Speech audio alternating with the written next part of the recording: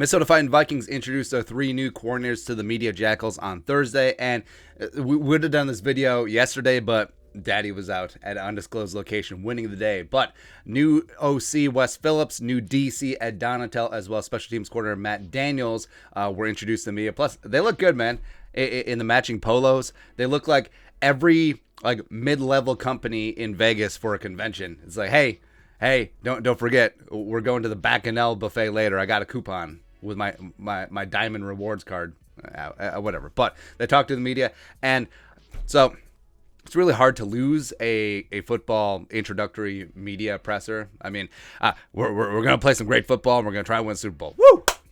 That's a load off my mind, man. But listening to these guys talk, Wes Phillips, you can tell he's obviously... Yeah, we got away from nepotism, right? But he's obviously has a very strong lineage of coaches. I mean, his granddad was the legendary Bum Phillips. His dad is Wade Phillips, and he's very wise for a youngish coach. I think he's 42. He's very. He knows what he wants to do, which is fantastic, and he's gonna. A lot of people say that he's just going to be a rubber stamp as the OC, and Kevin O'Connell's going to be the mastermind. No, I think this is going to be a very collaborative effort. I think Wes Phillips is going to have his hands very deeply into the offense. Ed Donatel is like football grandpa, man. He's just out here talking with his hands. He's getting after, man. I'm fired up. Like Ed Donatel, you could tell he is a guy that will never retire. He will always be in football until the day that he passes. And he lives, breathes football. Look at this scowl.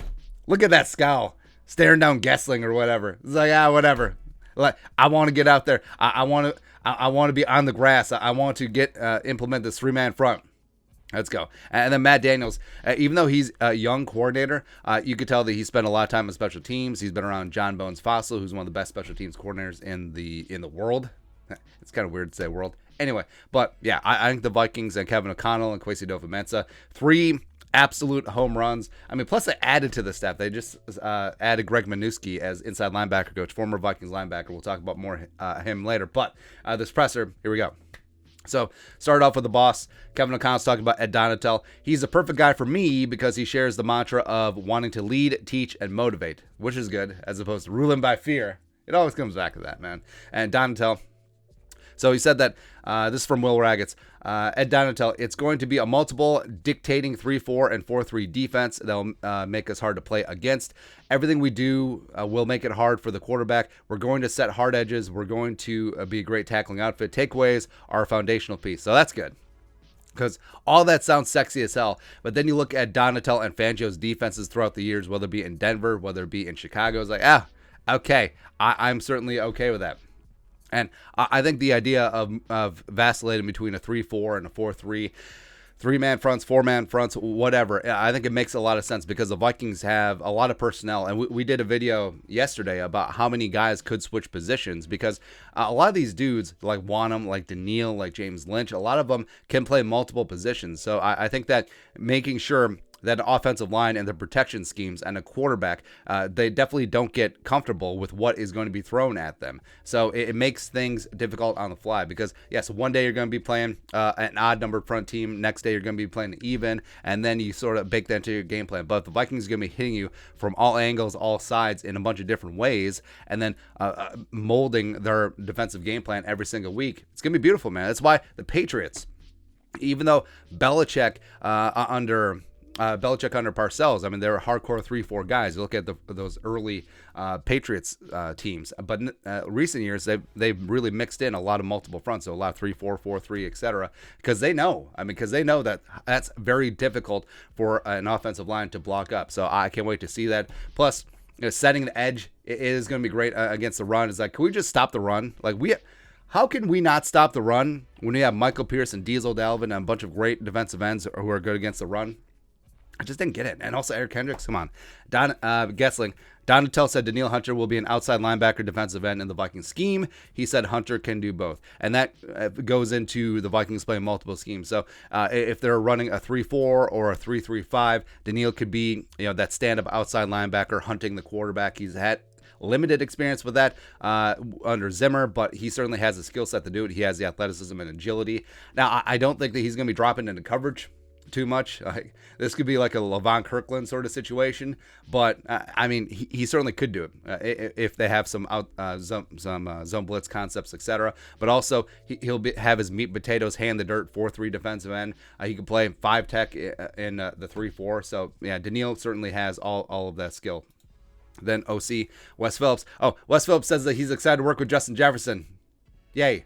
Will Raggets. Vikings OC Wes Phillips says he's excited to be back in football city and state. He was getting a haircut for this press conference, and everyone in the room was talking about the Vikings. Didn't get as much of that in LA. There's a lot to do there. So in one way, that's a slap against LA, and another way, that's a slap against Minnesota. It's like, hey, it's not really a football city because there's actually things and stuff to do there, unlike Minnesota. So it's funny, slapping both cheeks. I like it, man. But yeah, people are fired up, and I think Vikings fans as a whole, Zimmer had his moment in the sun. 2017 should have been the Vikings' one-time season, but it didn't happen. And it's a new day, a new dawn, a great coaching staff. You have a lot of talent on this team, and I think that's why, Vikings fans are really hyped about this team. And in LA, we've said NFL football in LA, it's an anomaly because it's the second largest city in the United States, but it's not going to work. It isn't. LA, as much as the Rams want it to be, as much as the Chargers want it to be, well, Chargers are an afterthought, and the Rams have made a concerted effort to really plant their flag, and they won a Super Bowl. It's not going to be a Rams town, man. It's not. And even though the Rams played in LA before, it's crazy, but it's the Raiders, it's the Niners, it's USC in LA. But what can you do? Also, Wes Phillips. So Wes strikes me as the type of a guy who's very careful about $1. I bet you he went to Great Clips and left a small tip. I don't know, but that's a good looking head of hair, man. It's looking great. And then you come in and the cupboard is not bare. OC Wes Phillips on the Vikings offense. What is he gonna say? Hey, y'all suck, but you got me now, baby. That's right. Nah, he's not gonna say that. But of course it's not bare. You have 2 great tackles. O'Neal, who's the best right tackle. Well, going to be the best right tackle in the game. Darrisaw's rising up with a full healthy offseason. Kirk is a top 10 quarterback on a given day. Dalvin is that dude we can stay healthy. And then you got Jefferson, who's quickly becoming the best wide receiver in the game outside of Cooper Kupp. Yeah. And then you have Thielen, and then you have KJ, and then maybe you have Gronklin back. You're definitely going to have Irv back. So, there's a lot to like. There's a lot to work with there for the Vikings. And then special teams. Will Raggets. Matt Daniels said Kenny Nwangu was one of the first people he called when he got the Vikings special teams job. I see him being an elite returner in this league. Absolutely. King Kenny only played in 11 games, and he returned 2 kicks for touchdowns. He led the league in kick return average, but of course that doesn't mean that he's first team All-Pro, because why would it be?